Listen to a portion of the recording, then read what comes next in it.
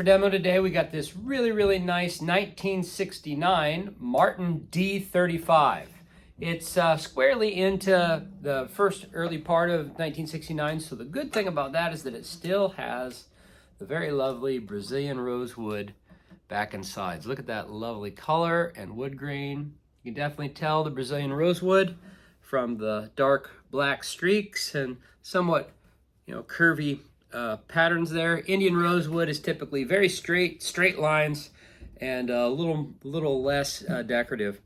Now, Brazilian rosewood does have a variety of colors to it depending on where you cut the tree. The center of the tree is the dark ebony. That's kind of the prime pieces.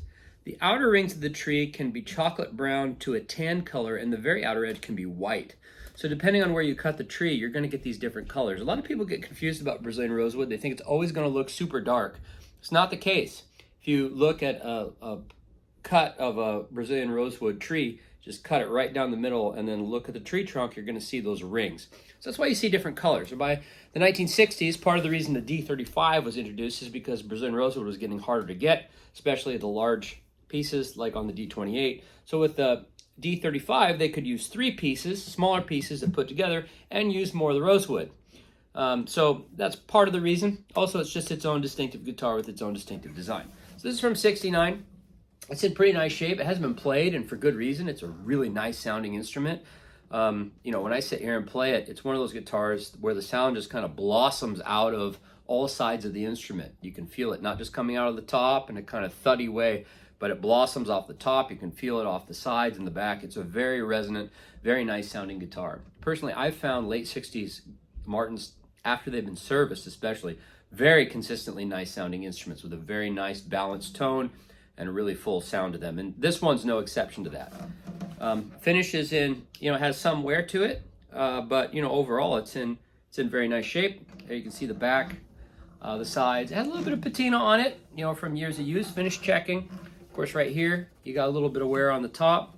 You got the ubiquitous kind of B string crack. This is right under the E string, right on the edge of the pick guard. The reason for that is because the pick guards, the material they originally made with, it shrunk and then it curled up the edges, and because it was glued to the surface, it would often pull at the wood and create these little cracks. They're very minor, they're cosmetic. That one's been repaired. It's all good to go. The action on this one is spot on. It's been professionally set up.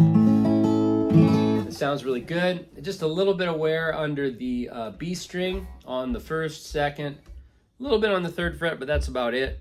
Other than that, nothing really to write home about. So yeah, other than that, it's crack free. It's just got player wear, cosmetic wear, etc., etc. So anyway, yeah, if you like vintage Martins, you want one with Brazilian rosewood, the D-35 is a great place to start. I do have in my shop a few others. I've got a 66 or I think a 67 D-35 as well. Also have a 1969 D-28. All those are fully serviced and ready to go. Only change on this one is this guard was replaced.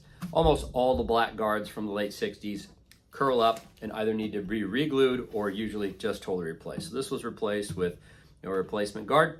The originals, unfortunately, there's not really a way that you can flatten them back out without seriously hurting them. So unfortunately, there's no recovering them. It does come with the original case.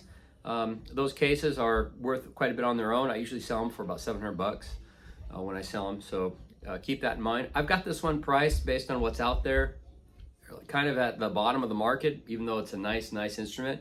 I just got to move some stuff. So hopefully you'll find it to be a good deal. I think you'll be very happy with the sound and the playability of this classic Martin D-35.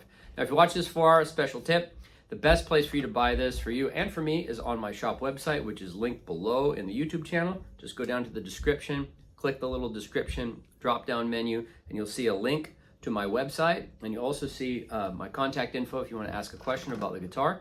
One bonus about buying there is that you're outside of Washington State. You're not going to be assessed sales tax at checkout. There's different laws in different states about how you might have to, pay a use tax or whatever on it, but that's on you. I don't have to collect it at checkout. So conceivably, at least at checkout, you'll save on the sales tax charge, but you can sort that out later. 1969 Martin D-35, great guitar. Thanks for checking out the video and have a great day.